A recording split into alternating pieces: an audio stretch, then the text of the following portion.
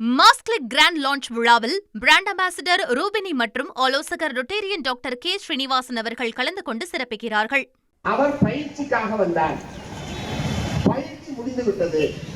ஆகவே நாங்கள் அவரை இங்கிருந்து விடுவித்து அனுப்பிவிட்டோம். அமைச்சர் சொல்றாரு சர்வே இருக்கான்னு சொல்லுவோம். மாவட்ட ஆட்சித்தலைவர் சொல்றாரு நாங்க அவருக்கு ட்ரைனிங்காக வந்தாரு, ட்ரைனிங் கொடுத்தா போயிட்டாரு. ட்ரைனிங் சரியா கொடுக்கல போடுது. அதனாலதான் அந்த ஆள் இந்த சர்வே கம்யூனிஸ்டுகளை பற்றி சர்வே எடுக்கிறது தான் ட்ரைனிங் கொடுத்துக்கலாம். நீங்க ஒரு வேலை நான் என்ன கேட்க விரும்புறேன், ஒரு குறிப்பிட்ட பிரச்சனை நடந்து விட்டது. அதுல மாவட்ட ஆட்சித்தலைவர் ஒன்று சொல்லுகிறார், அமைச்சர் ஒன்று சட்டமன்றத்திலே சொல்லுகிறார். ஏன் உங்களுக்குள் இவ்வளவு பெரிய முரண்பாடு? சட்டமன்றத்திலே உண்மையைத்தான் சொல்ல வேண்டும். அப்படித்தானே எம்எல்ஏ சார்?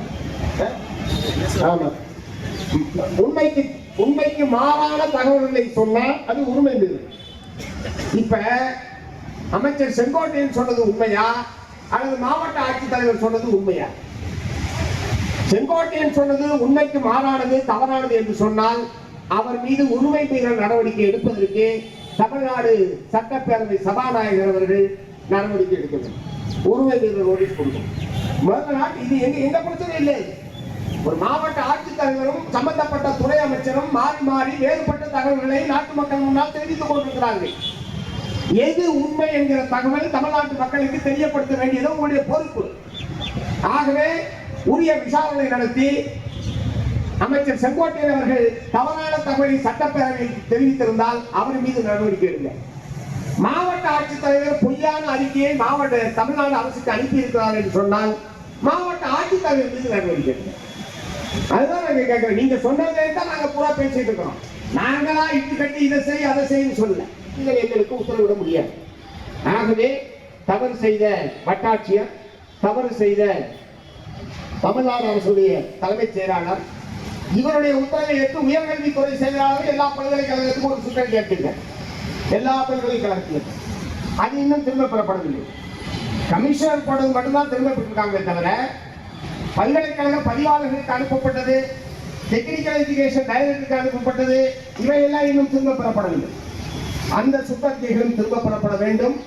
சுமூகமான நிலைமையில் நாங்கள் இந்த அரசாங்கத்துக்கு இந்த ஆட்சி அமைவதற்கு, ஆட்சியில் தொடர்வதற்கு மார்க்சிஸ்ட் கம்யூனிஸ்ட் கட்சி ஆதரவு கொடுத்திருக்காங்க. இந்திய கம்யூனிஸ்ட் கட்சி ஆதரவு கொடுத்திருக்காங்க. இது தெரியாதவரா தலைமைச் செயலாளர், இதை தெரியாதவரா வட்டாட்சியர், மாவட்ட ஆட்சியர். ஆகவே இடதுசாரிகளுடைய ஆதரவோடு தான் இந்த அரசு நீடிக்கிறது என்று தெரிந்ததற்கு பிறகும் இடதுசாரிகள் மீது இத்தகைய உள்நோக்கத்தோடு இத்தகைய அறிக்கைகள்லாம் அனுப்பப்படுகிறது, சுற்றறிக்கை அனுப்பப்படுகிறது என்று சொன்னால் அவர்களை வைத்துக் கொண்டு நீங்கள் ஆட்சியை நடத்தப் போகிறீர்களா?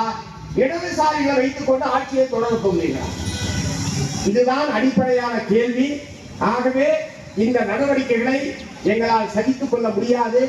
இதற்கு ஒரு நிரந்தரமான முற்றுப்புள்ளி வைக்கக்கூடிய வகையிலேயும் இந்த பிரச்சனை சுமூகமான முறையில் தீர்க்கப்பட வேண்டும். இந்த பிரச்சனை அமைதியான முறையில் தீர்க்கப்பட வேண்டும். அது எங்கள் கையில் இல்ல, தமிழ்நாடு முதலமைச்சர் கையில் இருக்கிறது என்று சொல்லி வாய்ப்புக்கு நன்றி கூறி நிறைவு செய்கிறேன். வணக்கம். நீங்கள் எங்களுக்கு உத்தரவிட முடியும். ஸோ நாம் ஒரு பிரேக்கிங் நியூஸை தற்பொழுது பார்த்துட்ருக்கோங்க பார்த்திபன். அந்த பிரேக்கிங் நியூஸ் என்ன அப்படின்னா, குஜிலியம்பாறை வட்டாட்சியர் விவகாரத்தில் அமைச்சரின் பதிலுக்கு ஆட்சியரின் விளக்கத்திற்கும் முரண் உள்ளது. அதாவது டிஸ்ட்ரிக்ட் கலெக்டர் சொல்கிறதுக்கும் மினிஸ்டர் சொல்கிறதுக்கும் ஒத்துப்போல அப்படின்னு சொல்லி கம்யூனிஸ்ட் கட்சியினர், மார்க்சிஸ்ட் கம்யூனிஸ்ட் கட்சியினர் பேசி வர காட்சிகளை நாம் பார்க்குறோம்.